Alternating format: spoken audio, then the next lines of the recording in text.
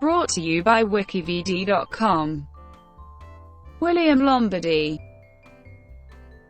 William James Joseph Lombardy was an American chess grandmaster, chess writer, teacher, and Catholic priest. He was one of the leading American chess players during the 1950s and 1960s, and a contemporary of Bobby Fischer, whom he coached. From the time Fischer was age 11 and a half through the World Chess Championship 1972, Lombardy led the U.S.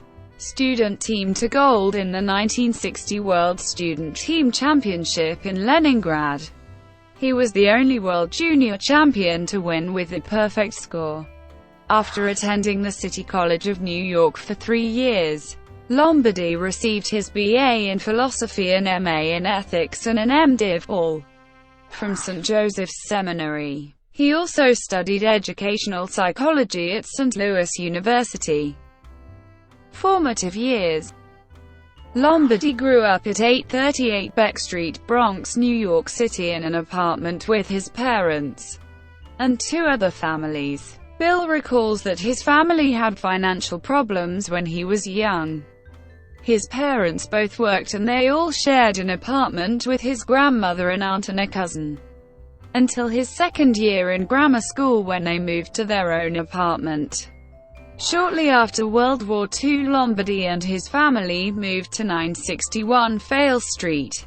Lombardy recalled of his new apartment, "I remember the winters were very tough in that apartment. My room used to sweat from the cold. The moisture used to seep through one wall. I used to have to get extra blankets to cover me at night so I wouldn't wake up with pneumonia in the morning."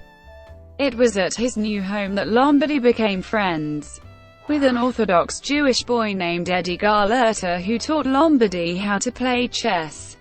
When Lombardy was about 10, he went to Lions Square Den Park to play stronger chess players. It was there that a kind old Jewish man gave Lombardy a booklet that would change his life. Lombardy elaborated on this. He took out a marble design notebook from a brown paper bag. "Here," he said, "I'm finished with it." I thanked him for the book, put it in the bag and played chess with a man. When I got home I looked at my book. Back in those days there were 5 or 6 newspapers that carried a chess column. Over many years the old man had studiously pasted some 2,000 of those chess clippings into his book. I had never asked him whether he had actually played over the games in those clippings. I was about to do what he himself may not entirely have done. Lombardy did not become a member of the Marshall Chess Club until several years later, when he started to get serious about his chess playing. Early career. According to Jack Collins, Bill's chess ability developed rapidly.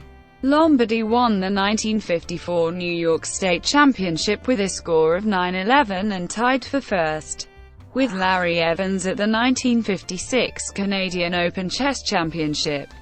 He then played, and lost a match versus grandmaster Samuel Reshevsky by the score of 3.5 to 2.5, and in the same year played second board for the World Student Team Championship in Uppsala, Sweden, going undefeated and scoring 7/9.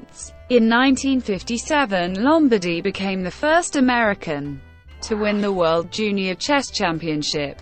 He won the tournament in Toronto with a perfect score of 11-0, a record that still stands today. His performance at Toronto was the first time an individual world title had been won by an American since the distant days of Paul Morphy. Based on his performance, he was automatically awarded the International Master title. In 1958, he played in the Mar del Plata tournament and went undefeated in second place, scoring 11/15. In 1959 he took first place in the U.S. Log Cabin Invitational, scoring 7/10. In 1960, he was awarded the title of International Grandmaster. Semi-retirement from chess. He finished second in the 1960-61 U.S. Championship behind Bobby Fischer. and ahead of Raymond Weinstein in a star-studded field.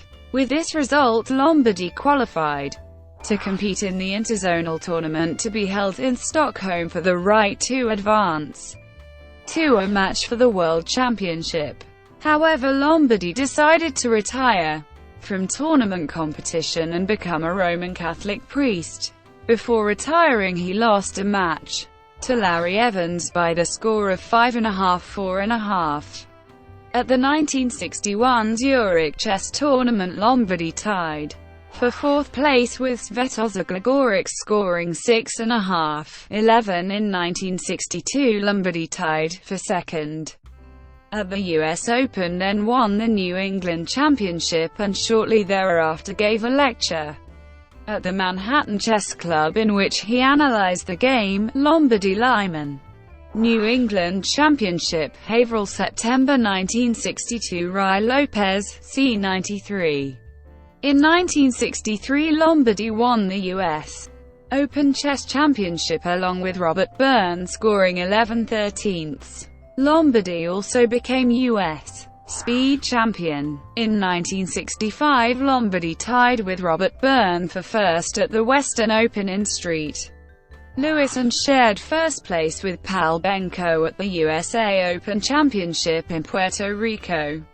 In 1966, Lombardy took clear first at the Southern Open in Atlanta and tied with Ivkov for second at the Canadian Open. He was ordained in June 1967. In 1969, Lombardy tied for second with Vlastimil Hort, going undefeated at Monte Carlo, scoring 7-11.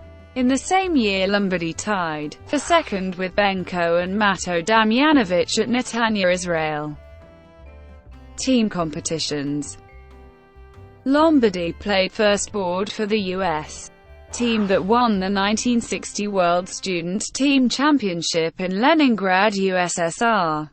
Lombardy defeated future world champion Boris Spassky in their individual game. Lombardy won a gold medal for best result on first board in that event with a score of 12-1, and led the team to a student team winning percentage of 78.8, the highest winning percentage in the history of the World Student Team Championships. In 1976, Lombardy was on the U.S. team that won a gold medal at the 22nd Chess Olympiad in Haifa. In total, Lombardy won 3 individual gold medals between the men's chess Olympiads and the World Student Team Tournament. Later career. In 1971, Lombardy gave a simultaneous exhibition and lecture at the U.S. Military Academy at West Point. In 1974, Lombardy tied for second in the USA Open Championship with 9.5, 12. Going undefeated, Lombardy tied for first with Pal Benko in the USA Open Championship in Lincoln, Nebraska in 1975. Lombardy tied for 5th, 6th place with 6/9 in the Lone Pine Open in 1977. In 1978 and 1979, Lombardy served as the lead instructor at an all-day week-long chess camp at Michigan State University. This was perhaps the first camp of its type in the United States, and attracted juniors from all over the country. In 1979, Lombardy equaled his score in the same event, tying for 5th, 10th, and winning an upset against tournament favorite Viktor Korchnoi. In the early 1980s, Lombardy renounced his priesthood, married and had a son.